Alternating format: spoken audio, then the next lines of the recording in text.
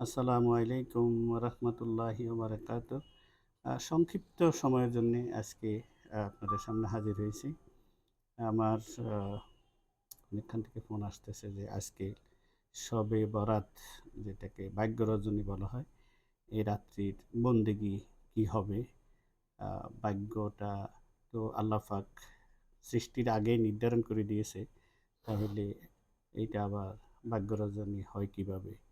তো এই বিষয়টা সংক্ষিপ্ত একটু আলোচনা করব ইনশাআল্লাহ। এই বিষয়ে পরিপূর্ণ একটা আলোচনা পরে আল্লাহ যদি হায়াত দেয়, ওমা তৌফিক ইল্লা বিল্লাহ, আল্লাহ যদি তৌফিক দেয় শবে বরাতের পরে যে কোনো সময় ইনশাআল্লাহ ওইটার একটা বিস্তারিত আলোচনা করব।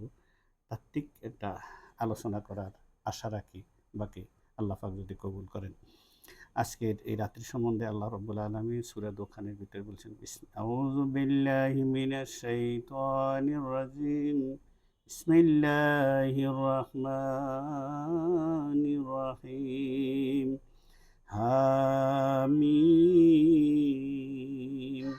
ওয়াল কিতাবিল মুবিন, إنا أنزلناه في ليلة مباركة إنا كنا منزلين فيها يفرق فيها يفرق كل أمر حكيم أمرا من عندنا إنا كنا مرسلين رحمة من ربك ইন্নাহু হুয়াস সামিউল আলিম।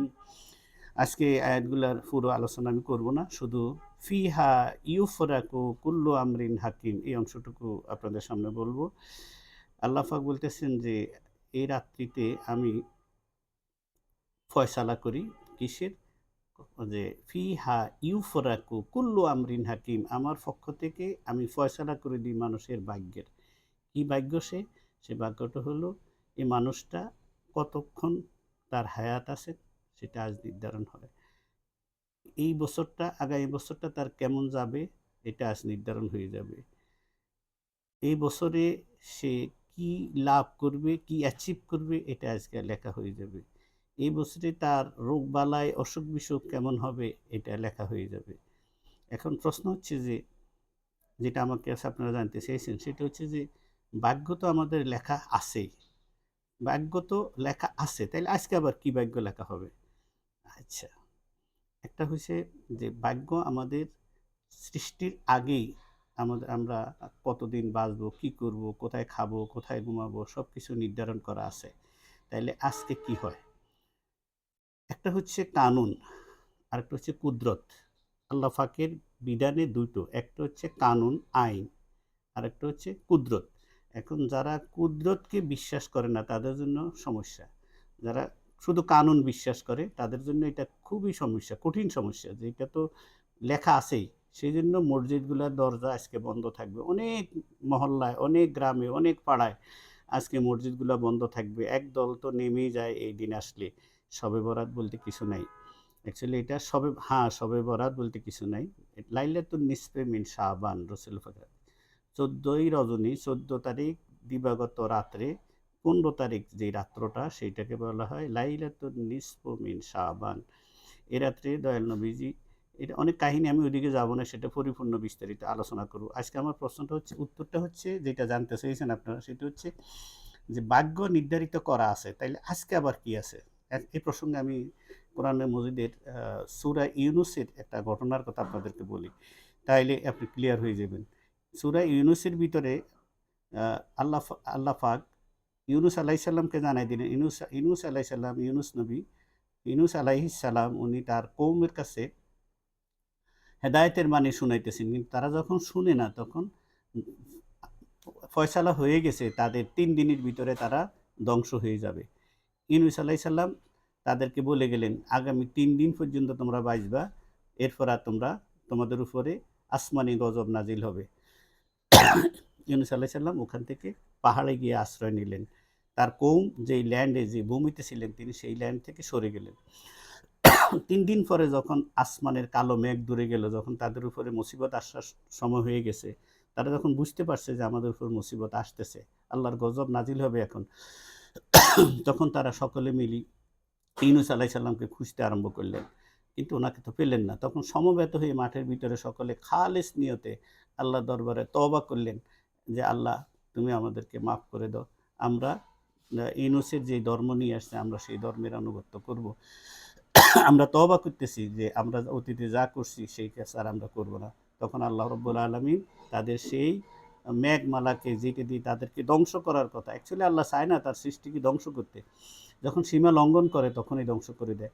তো ভাগ্যে তাদের নির্ধারিত হয়ে গেছে তারা ধ্বংস হয়ে যাবে। আল্লাহর নবী ইউনূস আলাইহিস সালাম খবর দিয়ে দিলেন, পয়গাম দিয়ে দিলেন, আগামী ৩ দিনের ভিতরে তোমরা ধ্বংস হয়ে যাবে। ৩য় দিনে তোমরা ধ্বংস হয়ে যাবে। তো সেই ধ্বংস যখন সকলে মিলে এক সম্মিলিতভাবে ময়দানে নেমে তওবা করলেন, এটা কোরআনের সূরা ইউনূস আপনারা দেখে নিন।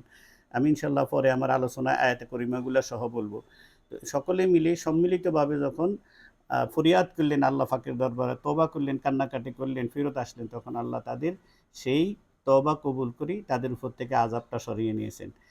কিন্তু ভাগ্যে লেখা তো ছিল, কিন্তু ওই লেখাটা কেন পরিবর্তন হইল? এক, তারা আল্লাহর পয়গম্বরকে খুঁজতে আরম্ভ করলেন। সেটার বিধান আজও থাকবে। আল্লাহওয়ালাদেরকে যারা খুঁজতে থাকবে, তারা আল্লাহওয়ালার কাছে পৌঁছতে না পারলেও যদি প্রতিমধ্যেও কারো মৃত্যু হয়ে যায়, তবে আল্লাহ তাকে ওই তার আল্লাহওয়ালার দিকে যাওয়ার কারণে তাকে আল্লাহ মাফ করে দিবেন। এরকম অনেক কাহিনী আছে, যেটা আপনারা শুনছেন মাওলানা সাহেবদের ওয়াজের ভিতরে, যে একজন লোক সারা জীবন অন্যায় করছে, মৃত্যুর সময় ওনার খেয়াল হইলো যে আমি তো জীবনে অনেক অন্যায় করছি। তো গেলেন একজন ওনাকে পরামর্শ দিলেন, অনেকের কাছে সে লম্বা কাহিনী। তো বললেন যে, ঠিক আছে, তুমি অমুক জায়গায় একজন আল্লাহওয়ালার কাছে আছে, ওনার কাছে চলে যাও। উনি যাওয়ার সময় প্রতিমধ্যে ওনার এক কদম শুধু বেশি গেছে, এক পা বেশি গেছে আল্লাহওয়ালার দিকে, তখন ওনার মৃত্যু হয়ে গেছে। মৃত্যুর পরে জান্নাতের ফেরেশতারা টানে জান্নাতের দিকে, জাহান্নামের ফেরেশতারা টানে জাহান্নামের দিকে। তখন মাফি দেখলো যে এক পা বেশি গেছে, উনি জান্নাতে চলে গেছে। সুতরাং এরকম অনেক কাহিনী আছে, কাহিনীতে আমি যাই না কখনো, কিন্তু একটু বললাম বোঝার জন্য। আমাদের ভাগ্য নির্ধারিত করা আছে, কিন্তু আল্লাহ পাক আজকে সেই ভাগ্যটাকে রিভিউ করবেন, আজকে ফেরেশতাদেরকে বুঝাই দিবেন। এই জন্য এটার ফিহা ইউফরাকু কুল্লু আমরিন হাকিম। আমার আল্লাহ পাকের ইচ্ছা, আল্লাহ পাকের যেটা লৌহে লেখা আছে, যেটা কালাম, যেটা আল্লাহ পাকের বিধান, সেটা লেখা হয়ে গেছে আমার জন্মের আসার আগেই। কিন্তু এখন আমরা আমাদের এই বিগত ১ বছরের কর্মের কারণে সেটা বাড়বে, সেটা কমবে। এখন আমরা বিগত বছরের জন্য আজকে ২ টা আমল। একটা আমল হচ্ছে আমার বিগত সময়ের জন্য ওয়াস্তাগফির রব্বাকুম সুম্মা তুবু ইলাইহি ইন্না রব্বি রাহিমুন ওয়াদুদ।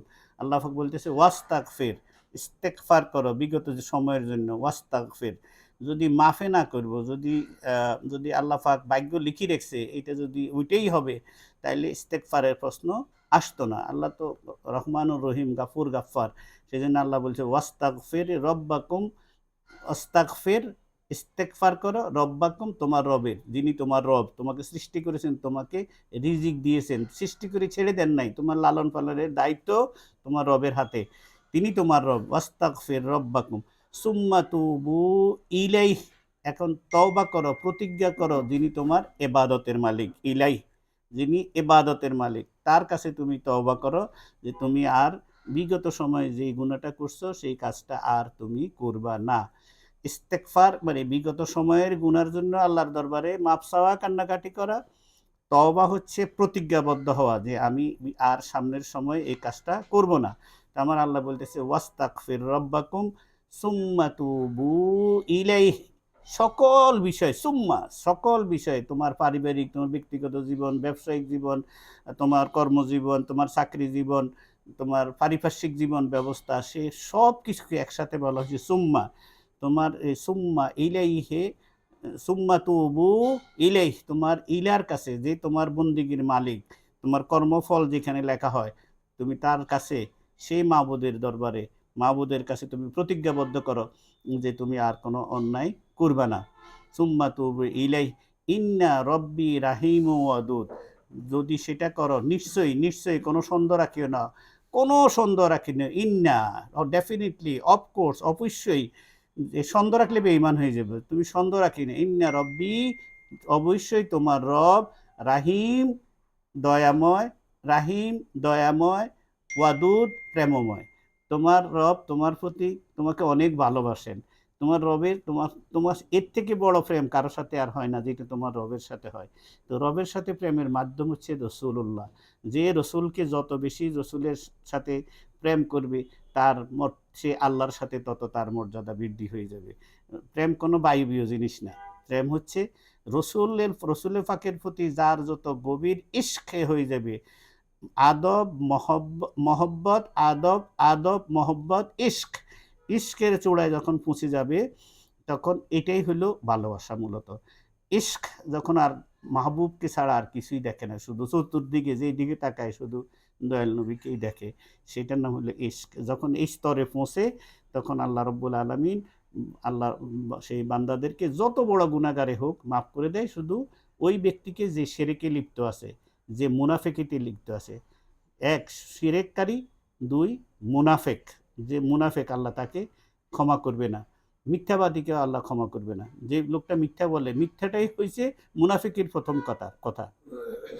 তো শিরেককারীকেও আল্লাহ ক্ষমা করবে না। তিন, পরের সম্পদ যারা ধরে রাখছে সেটা ফেরত দিচ্ছে না, সেই পরের সম্পদ বক্ষণকারীকেও আল্লাহ ক্ষমা করবে না, যতক্ষণ পরের সম্পদটাকে তাকে ফেরত দিয়ে তার কাছে মাপ চেয়ে না নেয়। এই ব্যক্তিরা ছাড়া বাকি যত বড় গুনাহগারে হোক, আল্লাহ পাকের দরবারে ওয়াস্তাগফির রব্বাকুম সুম্মা তুবু ইলাইহি ইন্না রব্বি রাহিম ওয়াদুদ, এটা আমার আল্লাহর ঘোষণা, আল্লাহ ক্ষমা করে দিবেন। সুতরাং এই রাতে হচ্ছে তওবার রাত্রি। কারণ আমার রিজিক, আমার ভাগ্য, আমার হায়াত মউত, রিজিক দৌলত, আমি কতক্ষণ বাঁচবো, কখন সুস্থ থাকবো, এটা আজকে বান্দার জন্য নির্ধারিত হবে। সেই জন্য বান্দা কান্নাকাটি করবে আল্লাহর দরবারে, যে তার ভুলের জন্য, তার ভুলের কারণে যেন তার ভাগ্যের উপরে কোনো বিপর্যয় না আসে। আর আল্লাহর জিকির করবে। তাইলে রাতের আমল হচ্ছে দুইটা: এক ইস্তেগফার করা, দুই জিকির করা। জিকিরের সুরত হইতে পারে নামাজ, নফল নামাজ। জিকিরের সুরত হইতে পারে আল্লাহর জিকির, সারা রাত বসবে। জিকিরের সুরত হইতে পারে মিলাদ, মিলাদের সুরত হইতে পারে কেয়াম, জিকিরের সুরত হইতে পারে কোরআন তেলাওয়াত। এই ভালো কাজগুলা জিকিরের সুরত হইতে পারে কবরস্থানে গিয়া জিয়ারত করা, জিকিরের সুরত হইতে পারে গরিবকে দান, এই রাত্রিতে দান খয়রাত করা, জিকিরের সুরত হইতে পারে দাঁড়িয়ে দাঁড়িয়ে নফল নামাজ পড়া, জিকিরের শুরুত হইতে পারে সালাতুত তসবিহ পড়া।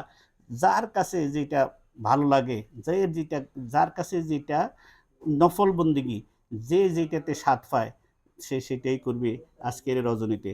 তবে হুজুর মাহবুব সোবানি কুতুব রব্বানি হায়কালে নুরানি ফির এল আসানি শেখ সৈয়দ মহিউদ্দিন আব্দুল কাদের জিলানি আল গিলানি রাদিয়াল্লাহু তাআলা আনহু, উনি ওনার ভক্তদেরকে, যারা ওনাকে মহব্বত করে, তিনি বলেছেন যে তোমরা সালাতুল খায়ের নামাজ পড়িও ২ রাকাত করে। প্রতি রাকাতে একবার সূরা ফাতিহা, ১০ বার সূরা ইখলাস। একবার সূরা ফাতিহা, ১০ বার সূরা ইখলাস।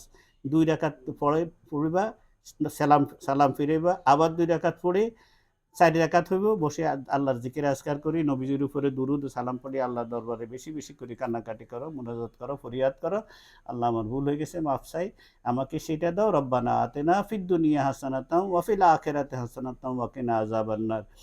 যা কিছু মঙ্গল তা আমাকে দাও, যা কিছু অমঙ্গল তা থেকে আমাকে হেফাজত করো আল্লাহ। আমার ভাগ্যকে তুমি প্রসন্ন করে দাও আল্লাহ। আমার সন্তানাদিদের আজকে রাত্রে সত্যিই দোয়ার রাত্রি, আজকে রাত্রে সবচেয়ে কান্নাকাটির রাত্রি, যেহেতু আজকে রাত্রে আমাদের ভাগ্য লেখা হবে। আমাদের আজকে রাত্রি ফেরেশতাদের ঈদের রাত্রিও বটে। কারণ যেই ফেরেশতারা আল্লাহর বান্দাদের, ফেরেশতারা বান্দাদের খেদমত করে, এক একজন লোকের সাথে কমপক্ষে ৬০ জন ফেরেশতা আছে। যে রাত্রিতে আল্লাহ রাব্বুল আলামিন তার তার যে যাদের খেদমত করে, তাদের যখন বান্দাদের ভাগ্য যখন আজকে যখন নির্ধারণ হচ্ছে, লেখা হচ্ছে, রিভিউ হচ্ছে, এইটা দেখে ফেরেশতারা আজকের রাত্রিতে আনন্দিত হবেন। এই জন্য আজকের রাত্রিটা হলো ফেরেশতাদের ঈদের রাত্রিও বটে। এটা হুজুর গাউসুল আজম দস্তগীর রাদিয়াল্লাহু তাআলা আনহু বলছেন, এই রাত্রি ফেরেশতাদের ঈদের রাত্রি। সুতরাং ফেরেশতাদের ঈদের রাত্রি, খুশির রাত্রি, আমাদের ভাগ্য রাত্রি। এই জন্য এই রাতে আপনি হালুয়া রুটি বানান, মানুষকে খাওয়ান, গরিব মানুষকে দেন, এর থেকে বড় ইবাদত তো কিছু নেই। মানুষকে খাওয়ানোর থেকে বড় ইবাদত নাই। আমরা ছোটকাল থেকে দেখে আসছি, শবে বরাতে হালুয়া রুটি হইতো, গরিব মানুষকে দিত, মসজিদে বিলিত, ফকির মিসকিন আসি বাড়িতে লাইন ধরে নিয়ে নিত। আজকাল খারিজিরা, ওয়াহাবিরা এগুলা বন্ধ করেছে, মদদিরা এগুলা বন্ধ করে দিয়েছে, তারা এটার বিরুদ্ধে ফতোয়া দিয়ে দিতেছেন। মানুষকে ভালো কাজে উদ্বুদ্ধ না করে ভালো কাজকে বন্ধ করার জন্য তারা মাঠে নেমেছে। আল্লাহ তাদের সবাইকে এবং আমাদেরকে হেদায়েত নসিব করুন। আজকের এই রাতটা একটু পরে রাত শুরু হয়ে যাবে, সূর্যটা ডুবার পরে রাত্রি শুরু হয়ে যাবে। এই রাত্রিতে আল্লাহ পাকের রেজামন্দি হাসিল করার তৌফিক আল্লাহ পাক আমাদের সবাইকে, আমার জাতিকে দান করুন। আমার জাতিকে আল্লাহ আজকে যেই অবস্থায় আমরা পতিত হয়েছি সেই অবস্থা থেকে আল্লাহ পাক আমার জাতিকে, আমার দেশকে যেন হেফাজত করেন। ওমা আইলাইনা ইল্লাল বালাগুল মুবিন। আসসালামু আলাইকুম ওয়া রাহমাতুল্লাহি ওয়া বারাকাতুহু।